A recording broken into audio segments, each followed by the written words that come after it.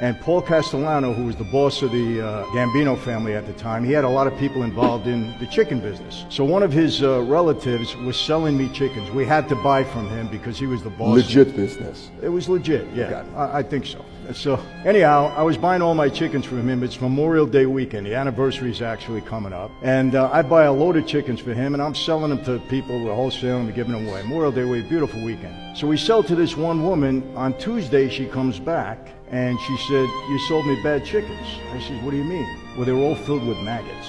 Now, they were only in my freezer for a day, right? So it couldn't have been us. So I said, "I'll take them back." I gave her back the money, the whole bit. So I call up Paulie's guy, and I said, "Listen, I'm not going to pay you for these chickens because there was something wrong with them. There was maggots." He said, "No, you're going to pay me for the chickens." I said, "No, I'm not going to pay you." We go back and forth. He starts cussing me out. I start cussing him out, and so on and so forth. He says, "You know who I am?" I said, "I don't care who you are." And I hang up the phone on him. Next thing you know, I get a call from my boss at the time. He was a cop regime. And he says, "Get downtown right away. I got to see you." So I jump in my car. I go downtown. I said, "What's the problem?" "Did you have an argument with somebody on the phone?" I said, "Yeah." I said, "Over these chickens." I explained the story to him. He said, "Do you realize who that guy was?" And I said, "I know, but he still sold me bad chickens. Do I have to pay, you know?" He said, "You're in a lot of trouble." That's Paul Castellano's nephew. It got back to Paulie. He's the boss of the Gambino family. "You got a lot of trouble here. You're not supposed to get out of control with a guy like that. You always keep your temper." I said, "Well, what are we going to do?" He said, "We're going to have a sit down with him."